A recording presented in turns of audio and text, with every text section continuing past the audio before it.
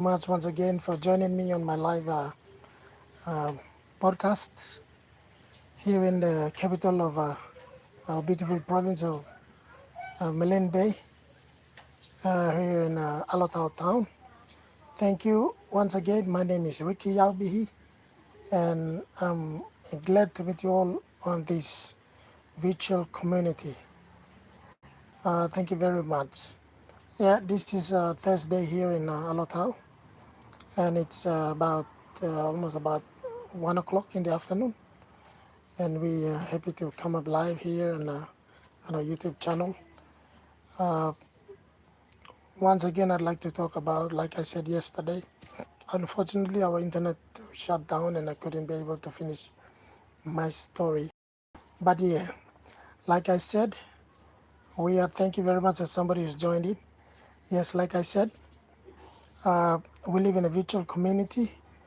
We are different nations in languages and creed and people all over the world, but we are connected.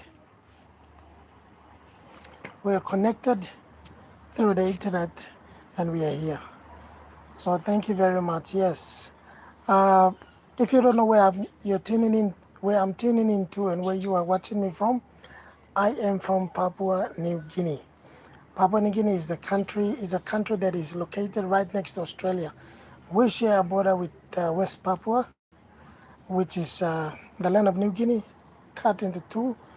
A part of it uh, is a part of it is West Papua, which is part of Indonesia, and the eastern part is where we are from. And Malin Bay province is the easternmost part of the mainland New Guinea. And in fact, we are located, if you look at the map, our province is located uh, at a tip of the landmass of New Guinea. So yeah, that is where we are located.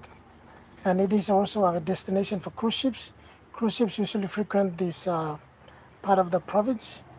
They go to Rabaul, which has been the old colonial settlement for the Germans and the Dutch before they became Germans. Yeah, and Malin Bay became a war zone, fighting zone for Australians, between the Australians and the Japs. Yeah, and the Japs were occupied much of Rabaul, and yeah, there was a fighting in Kokoda Track. You've heard of the famous Kokoda Track, so yeah. But Malin Bay, the Battle of Malin Bay, one of the most bloodiest defeat of the Japanese forces uh, it took place here in Malin Bay province, just a kilometer away from where I am right now. Yes, so Japan, Japanese forces were defeated here in Malin Bay province in the most bloodiest battle of the Pacific campaign in World War II. Yes, so Malin Bay is a marine province. It's located in the most eastern tip of the mainland New Guinea. So if you come around here, you would be taken to the tip of in the western part of it is called Sorong. That's towards the West Papua, and the eastern part of it is called Samarai, and this is where we come from. Yeah, so basically that's where I am from right now. But let me tell you something about Papua New Guinea. Papua New Guinea is an interesting country. We got independence from our independence, and we became a sovereign state in 1975. But before that, we gained self-government in 1973, where our founding father, the first prime minister of this country, was Michael Thomas Samare. He was the first prime minister of our country, and then he led this country into independence in 1975. That's when they lowered the flag of Australia, and they had to raise the Better Paradise with 5 stars, and Papua New Guinea became an independent state. And this is almost 48 years now. We've just celebrated our 48th independence anniversary in September 16, just a month ago. Yeah, so we are 48 years old as a nation. But then I wanted to say something. Papua New Guinea got its independence from the Australians, and uh, and we are still 48 years into our independence. and not much has changed over the years. With about 1,000 tribes, 850 languages, the most uh, linguistically diverse country on the earth is Papua New Guinea. I want you to hear this again. The most linguistically diverse and a culturally diverse country on the planet is Papua New Guinea. Why do I say that? We have 850 languages plus 1,000 different cultures and tribes and traditions that have been held to this day. They've never been rejected, they've never been thrown away, they haven't been uh, mm, banished off from us. But the sad reality today is that it's becoming, there's a lot of influence from the Western world, there's a lot of civilization, and there's a lot of what the Western preaches, what we call civilization and progress, and you know, tapping into the future. I don't know. I don't really understand the meaning between development and progress. Yeah, whatever. But yeah, so much of our custom has, over the probably 80 years period since the, or maybe 100 years. I wouldn't say 200 or 300 because back then there was cannibalism, there was a lot of man eating, there was a lot of, people being hunters and gatherers. Much of the activities were just people looking for food, and there was no much domestication of animals and plants. It was just hunting and gathering. So, yeah, probably the earliest settlement within the land of New Guinea was probably 30 years, 30,000 years, or 40,000 years. But yeah, earliest findings of uh, agricultural uh, activities took place in the highlands of PNG, the highlands, mainland of the highlands of Papua New Guinea, about 40,000 years ago. There was the first fossil finding of the farming that took place. I actually physically went there quite some time ago. I went this year, that's 3 months, 2 months ago. But I've traveled to highlands many times, and I went to that particular location where farming took place. And today, in Mount Hagen, in Western Highlands Province, today the Highlands Province is supplying Papua New Guinea with fresh produce and food today. That proves that that is exactly where farming has taken place. That's where domestication of plants and animals was uh, originally, started. So yeah, so most of our lives in PNG hasn't been really changed, hasn't changed really over the years, except that a lot of influence is coming into our communities. Our land is owned by the people. Almost 99% of the land is owned by customary landowners. So much of our land is owned by us.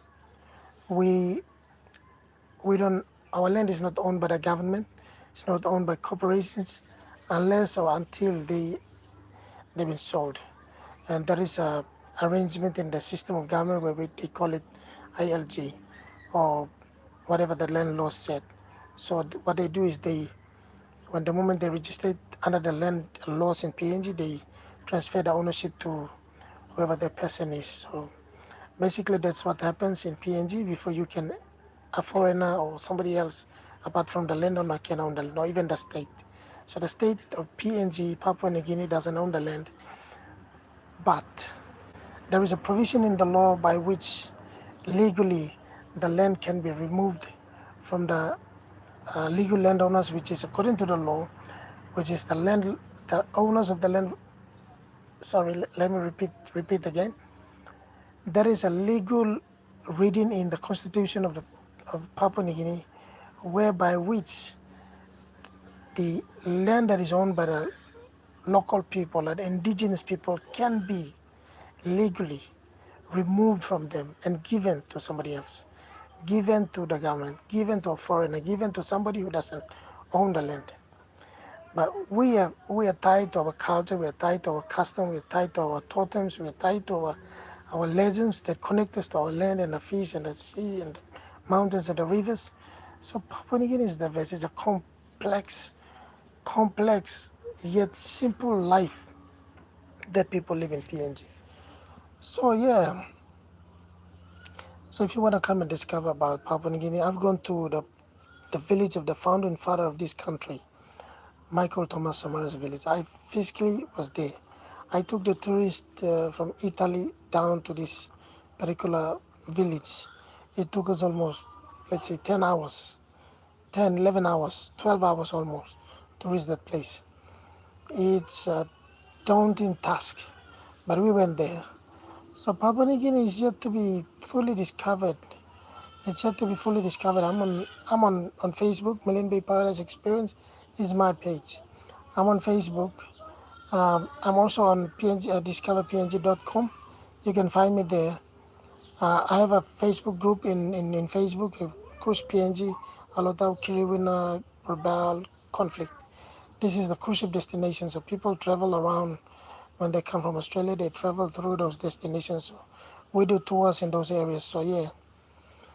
So if you're thinking to come around to PNG, I'm here. Yeah, you can contact me, your boy. I own a tour business in PNG and I do tourism.